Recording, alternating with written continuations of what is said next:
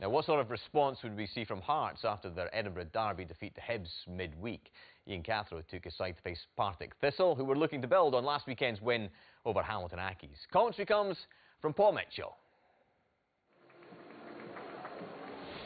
3 changes from the win against Hamilton. Chris Doolan came off the bench to score. He starts, as do Erskine and Keown. Out go Amu, Aziz and Lawless. For Hearts, Aaron Hughes is a late change. He's injured. Also out from the side that lost to Hibs are Kitchen and Martin. In come Curry, Novak and Rehas. Curry wins the ball. Returned by Devine. Cholice sends it through. Gonsalves up against Devine. Devine coming across him and does his job. Liam Lindsay was tracking back too. It was Danny Devine who went with the Hearts striker. Lovely ball over the top. Header needed just to be a little bit stronger.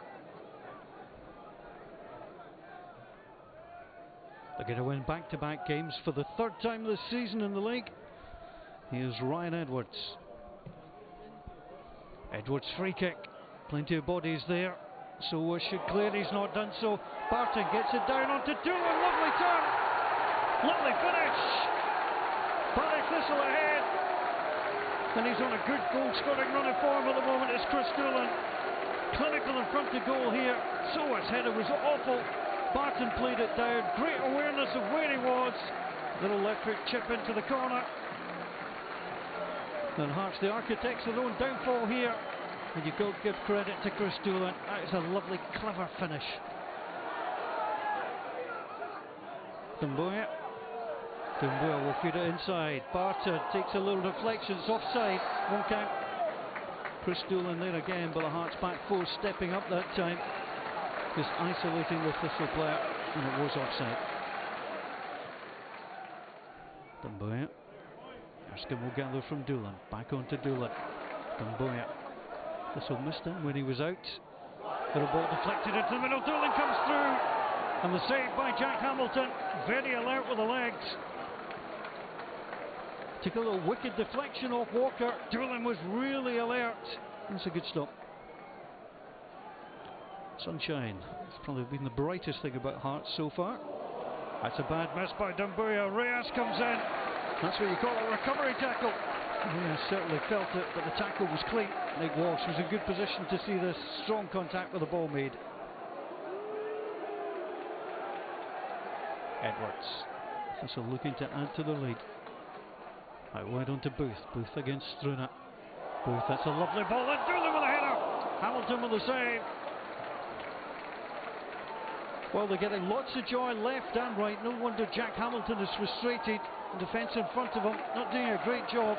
And Doolan nearly made it 2-0. Hearts unbeaten the last 3 in the league, but real shadow from the cup exit against Hibs. They've not come to life today. Gonsalves not happy. The attentions of Keown didn't appear to be too much in it. He's continuing to complain and say his pace. The captain across trying to push him away. Hearts bench watching on. Gonsalves is still continuing to mouth away at the referee, and well, everybody's got a limit. Nick Walsh deciding Gonsalves deserved to see yellow. Christy Elliott away from Gonsalves. Gonsalves, he went in late. Elliott's played it across. This is going to be a red card. Second yellow, and it's red for Gonsalves. Well, he's not got far to go. The dressing room just to the side, and it's more bad news for Hearts. Well, he pulled out the first challenge, decided to go into the second, and it's not been a good start to the second half for Hearts, and the striker Gonsalves is off. Well, the boss in the game, Partick Thistle. Out wide onto Christy Elliott. Reyes beaten by Elliott. Elliott goes in, drives across. Doolan wasn't far away. Yet to score this season. Christy Elliott, not like him, normally a pretty good goal scorer. Booth sends the free kick in, deflected away by Jim. Osman again. Hearts is slow to get out. Osman, ball into the middle. Liam Lindsay, great first touch. Oh, what a second touch! Scored against Hearts on this ground when they lost earlier in the season. That could prove to be a crucial goal as Thistle seek all 3 points. They're 2-0 ahead, 7th of the season for Liam Lindsay. Jack Hamilton had no chance again. He berates his defence, but he got in between the two Greeks and lashed it home. Nobody's in the best moment of their lives. This has been a bad week for this football club, but we have the responsibility to improve those things, and everybody in these moments has to look inside themselves and find strength, and we have to stay focused together and deal with what we have to deal with. I thought we were magnificent today. Even before the sending off, I thought we deserved to be well on top in the game. I thought we missed a great chance at 1-0 actually, and I thought that would come back to haunt us, but thankfully it didn't. Quick word about Aaron Hughes. He was in the initial lineup. I think he had a calf problem. You decided to put Leonard Sowa in at centre half. What did you make of his performance? Was there a call perhaps maybe to put Christian Novak at centre half? Sowa looked a bit nervous and uncomfortable at times. No, these are decisions that we take. These are decisions that I make, and that's all.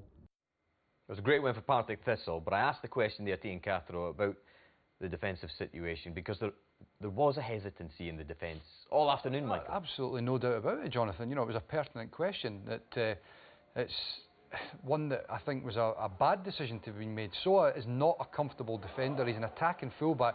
To put him in at centre half, you see here he's at fault for the first goal, and the second goal as well.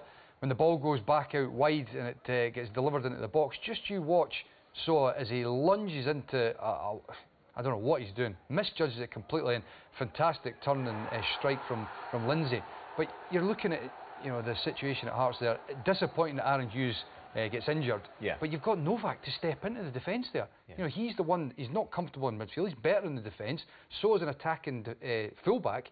You don't put him in the centre half. They didn't defend well. No, in the they game, didn't. But Partick, by stark contrast, have been defending absolutely brilliantly. Back-to-back wins and back-to-back clean sheets. They've had 7 clean sheets in the last 10. Here you see Devine making it difficult for Isma. The ball wouldn't sit for him. But they look organised. You can tell that Archie's worked on them. They're well drilled. They have a really good shape, and their fullbacks, their wing-backs, have real pace. Dumbuya and Booth, and they just look like a really tight unit defensively. This one, they've just made sure that Hearts are having to strike from distance. You know, they've been no compact and very, very good from Partick, and a real upturn in their in their results of late. Obviously, I was there yesterday. Partick Thistle more than deserving their victory against Hearts, but Michael, we were expecting, I think, a response from Hearts after that disappointment in the Edinburgh derby. Clearly, it never happened yesterday. What is your take on the current situation? Well, I mean, look, you know, Ian Cathro, the only way he's going to get himself out of this and the team out of it is getting results. And, you know, he'll live and die by the decisions he makes. The decision that was made there with Soa was a poor one. But the whole structure as you know, the club, it begs the question for me. 9 players came in January. The whole reason you have a director of football, that model is to create stability and continuity. Signing 9 players in January transfer window doesn't strike me as a controlled continuity. It strikes me as, you know, a manager that comes in, you're backing him to go and get his own players. It wasn't like they needed 9 players. No, I don't think so. Yeah, Robbie Nielsen had them second. Exactly, it was a good team. Sure. So the point I'm making is, why is there a director of football if you're bringing in all these players? They've signed over 30 players since the new regime came in. There's been a lot of turnover. So where is that continuity? I don't understand. If you're going to go down the director of football role, fair enough. But then why are you having this huge turnover of players? The director of football, there to avoid that. The director of football, the counter-argument would be, he's clearly backing his head coach. Yeah, but then that's my point. If you're going to back a head coach or a manager, what is the role of the director of football? You know, he's there to create that stability. The head coach comes in and deals with what is already there. If you're going to go, why pay a director of football the top wage in the club to then not really do anything? It's a strange one for me. What's your view, Stephen? Does the director of football need to be more hands-on? Yeah, I agree with what Mikey's saying. I'm surprised that, you know, there was 9 players brought in the window there. I didn't think it was required. Yeah, I would agree with that. And the one final thing I would say about Hearts as well is, you know, any team is representative of their head coach and their manager, and at the moment Hearts have got a lot of quality, but they look leadership and rudderless. And I would say it's the same on the management side of things. Cathro and McPhee have got real quality, but I think they need somebody that needs to really guide them, a figurehead. Okay. Aberdeen's grip on second.